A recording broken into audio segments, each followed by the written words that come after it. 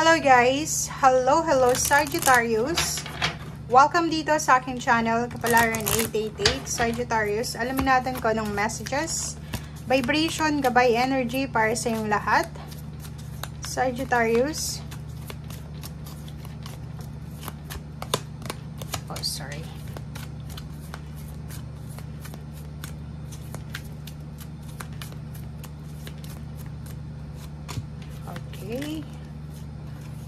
Okay. Kunin natin yan. Lahat gustong lumabas. Okay, Sagittarius. Ito ay weekly tarot guys. Simula May 6 hanggang 12. Okay. Kung makikita mo dito, meron ka na upcoming trip or travel. Okay, na pwedeng magbigay sa'yo ng life-changing na buhay, 'di ba? Kaso lang, for example lang to siguro gusto mong mag-abroad, Sagittarius, or pwedeng gusto mong mag-relocate sa ibang bansa or sa ibang lugar, gusto mong mag-travel for work or leisure, kaso lang, wala kang information or kulang yung information mo dito. Siguro sa mga kwento-kwento lang na alam mo sa Canada, maganda doon na mag-relocate, mag-migrate or kung ano. And nakikita ko sa iyo sa linggong ito na sobra kang interesado. So ang gagawin mo sa linggong ito is hahanapin mo yung tamang information. Parang magsasaliksi ka magre-research ka, hahanapin mo, aalamin mo kung tama ba yung sinasabi ng mga tao na mabilis lang makakuha ng visa doon sa lugar na yon and mataas yung sweldo sa lugar na yon, ganito ganyan. So nakikita ko sir dito na sobra kang interesado sa kung ano man ito na gusto mong gawin, okay? Or gusto mong subukan na pwedeng magpabago sa iyong buhay. And hindi ka nagkakamali doon kasi sinasabi na may abilidad ka para makuha mo kung ano yan. You can do it daw. Ang galing, no? Sagittarius.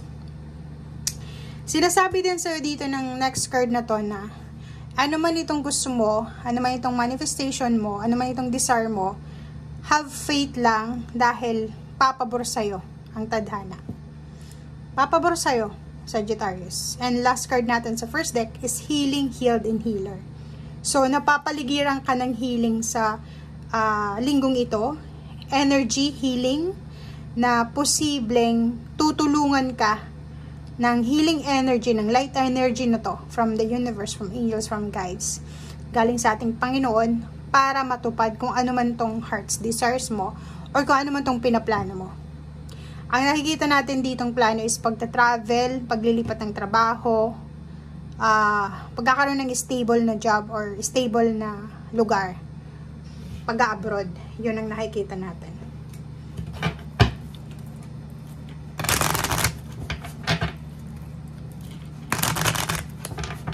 Parang yung iba sa inyo dyan, pinag-iisipan nyo kung paano ka makakarating ng ibang bansa, Amerika, Canada, Europa, na isasama mo buong pamilya. And sinasabi ng baraha, mayroon kang abilidad. Magre-research ka ngayon. Okay, work your magic, diba? Sabi sa'yo ng baraha, gamitin mo yung strength mo, gamitin mo yung magic na meron ka. Alam mo sa sarili mo na kaya mo. Alam mo sa sarili mo na kaya mo kasi kaya nga ng iba Pwedeng may Sagittarius dito na may kapatid ka or pinsan na unexpected mo na nalaman na nasa Amerika na siya. Wow, nasa Amerika. Dinala niya buong pamilya. And sa pagkakaalam mo, mas magaling ka, mas matalino ka doon sa taong yun. So, parang iniisip mo, kaya ko rin yun So, yun, ang sisimulan mo sa linggong ito is magre-research ka. Aalamin mo yung paraan, kung paano ba yung step-by-step procedure para makapunta sa lugar na gusto mo. And gusto mong isama yung buong pamilya mo.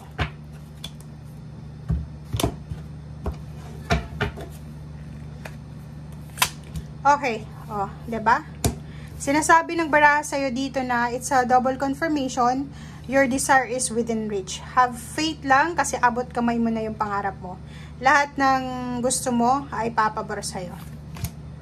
Okay. So, nakikita ko sa'yo dito, lahat ng sacrifices mo, lahat ng mga pagsisikap mo ay babalik sa'yo ng universe. Okay? So, ngayon, may pinagpipilian ka. It's either nakapili ka na pinagpipilian mo yung bansa kung saan ka lilipat, trabaho, company, or kung ano man to. Pero nakikita ko sa'yo dito, hawak mo yung mundo eh. So, gusto mong mag-explore sa malayong lugar, sa ibang bansa. Yun yung focus mo eh. Parang, siguro tapos ka na sa, yung, di ba, pag, halimbawa, nakapag-explore ka na sa Pilipinas, parang, napasok mo na lahat ng trabaho sa Pilipinas, parang, naboboring ka na eh. Parang iniisip mo, okay, bakit kaya hindi ko try sa ibang bansa? Baka doon ako mas mag-enjoy. Okay? May death card dito. So, yun. Nandun ka na sa new beginnings. Parang iniisip mo na, okay, next level na, next step, next stage na tayo. Parang yun ang iniisip mo sa ngayon. Nine of Cups, nakikita ko sa'yo dito, if ever man relationship ito, may mga relationship na pwedeng matapos na. May mga paghihiwalay na pwedeng mangyari. Mutual yung paghihiwalay. And posibleng kung babae ka, may mag-offer sa'yo ng new relationship. Kung lalaki ka naman, is pwedeng may nagugustuhan kang iba. So, mutual yung paghihiwalay nyo. And at the same time, may bago ka. Okay.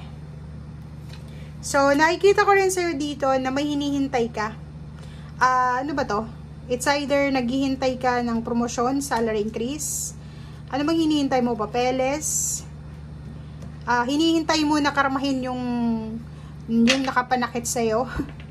Hinihintay mo na, or pwedeng nakikita natin dito sa barahan na siguro may relationship dito na posibleng matapos na dahil sa yung isang persona dito is may ibang karelasyon, may third party. Pwedeng ikaw or yung kapartner mo. And sa wakas, siguro, dumating na yung araw na sawa ka na, 'di ba? Natuklasan mo na may iba siya. So, nakapag-desisyon ka na kailangan mo nang tapusin yung relationship. New beginnings, 'di ba? Nakapag-desisyon na yung iba na magsimula ng bagong buhay. Nakapag-desisyon na yung iba na magsimula ng bago nilang journey na tatahakin. And yung iba din sa inyo dito, may Sagittarius na nakafocus na lang sa sarili nila, self-love, self-abundance. Parang sawa na sila sa pakikipagrelasyon, sawa na sila sa pagkakaroon ng commitment and partner. So, mas prefer nila na mag-isa.